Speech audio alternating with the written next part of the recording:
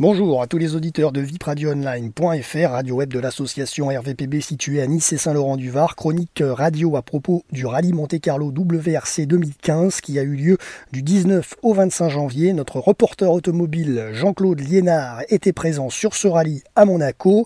Vous pouvez retrouver d'ailleurs ces photos qui défilent en diaporama dans cette chronique radio. Alors on va commencer tout de suite avec la présentation du rallye.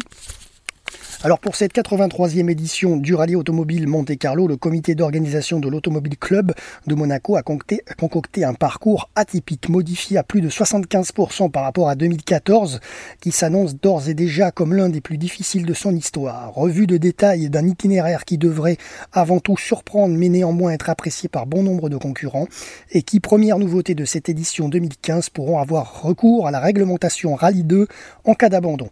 Après 3 jours de reconnaissance du lundi 19 au mercredi 21 janvier midi, les choses sérieuses débuteront véritablement dans l'après-midi du mercredi avec la traditionnelle séance de mise au point, le check-down de 3,52 km, très représentatif dans la totalité du parcours et organisé comme l'an dernier sur la commune de Châteauvieux située à 6 km au sud de Gap.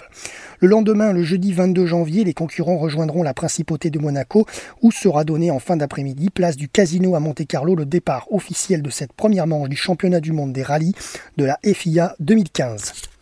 Car contrairement à la précédente édition où il n'était que cérémonial, le départ sera bel et bien réel cette année puisque les concurrents doivent affronter de nuit 2 premiers secteur chronométré dans le département des Alpes de Haute-Provence, Entrevaux, Rouen 21,31 km et Norantes, Digne-les-Bains 19,68 km sur la route qui les mènera en direction de la ville-étape Gap où, comme l'an dernier, ils se retrouvent au parc d'assistance installé à proximité du stade nautique. Autre nouveauté, le deuxième jour, le vendredi 23 janvier, qui se dispute au nord de Gap entre des départements des Hautes-Alpes et de l'Isère. Une boucle inédite constituée de 3 épreuves chronométrées très rapprochées géographiquement à parcourir à 2 reprises, ainsi la salle en Beaumont-Corps 15,84 km, Aspres-les-Corps Chauffaillé 26,08 km et l'Écoste Saint-Julien en Champsaur 25,40 km qui doivent être les juges de paix appréciés de tous. Le troisième jour, le samedi 24 janvier, était composé d'épreuves plus classiques avec entre autres Prunières-Embrun 19,93 km à parcourir 2 fois, Lardier-Valença Faille 51,66 km et Sisteron-Tauard 36,85 km avant un retour en fin d'après-midi des concurrents en principauté de Monaco. L'ultime jour de course enfin, le dimanche 25 janvier, a emmené les concurrents dans l'arrière-pays des Alpes-Maritimes au programme le col Saint-Jean, Saint-Laurent 10,50 km, la Bolène-Vésubie-Sospel 31,66 km, soit la version la plus longue du col de Turini, et enfin la Power Stage avec un nouveau passage dans le col de Saint-Jean-Saint-Laurent, 10,50 km pour conclure avec ce 83e rallye automobile Monte-Carlo dans la traditionnelle cérémonie de remise des prix aura lieu à 15h sur la place du Palais Princier de Monaco le dimanche 25 janvier. Alors parmi les engagés de cette année 2015 pour ce 83e rallye de Monte-Carlo, alors bien sûr les pilotes à suivre cette année, Sébastien Ogier et Julien Ingrassia sur Volkswagen Polo, Sébastien Loeb et Daniel Elena sur Citroën, Solberg sur Ford Fiesta, Robert Kubica sur Ford Fiesta, Sébastien Chardonnay sur Citroën, François Delcourt sur Porsche, Max Vatanen sur Ford Fiesta, et oui, un petit Vatanen dans un rallye, ouverture des spéciales de ce rallye 2015 également par Jean Ragnotti et Yves Joigny sur Renault Mégane RS. Ils font le parcours environ 1 heure avant les pilotes engagés. Tout de suite, on passe au programme de ce rallye.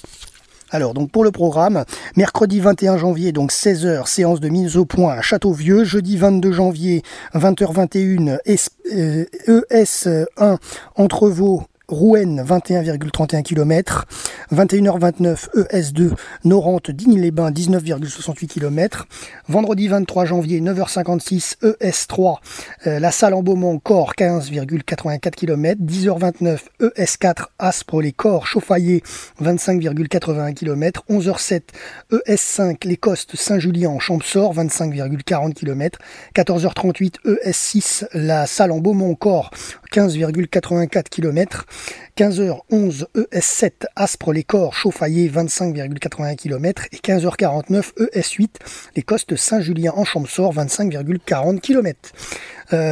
Ensuite Le samedi 24 janvier 2015, 9h16, ES9, Prunières-Embrun, 19,93 km.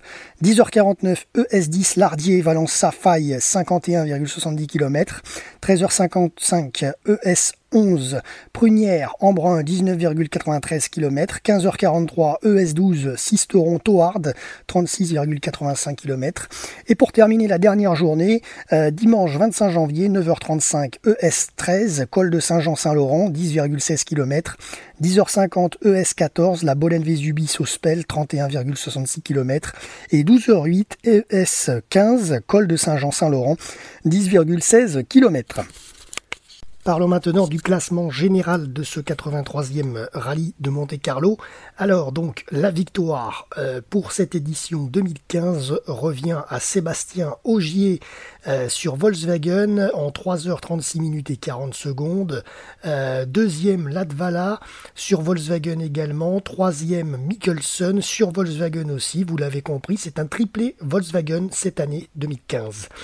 Quatrième Hotzberg, cinquième Neuville, Sordo sixième, Evans septième, Sébastien Loeb huitième sur Citroën DS, Procop neuvième et Mec dixième. Alors on va descendre un petit peu dans les classements pour voir un peu nos favoris. Solberg à la 11e place. François Delcourt, le français, 23e sur Porsche 91 à la 23e place. Max Vatanen sur Ford Fiesta à la 34e place. Et Sébastien Chardonnay, 47e sur Citroën DS. Voilà concernant les résultats du classement général à l'issue de la dernière étape numéro 15, spéciale numéro 15 de ce 25 janvier 2015. Merci à tous de nous avoir suivis. Merci également à notre reporter présent sur place, Jean-Claude Lénard, qui était à Monaco, pour nous faire avec nous cette chronique radio. Et à très bientôt pour un prochain reportage, le www.vipradioonline.fr.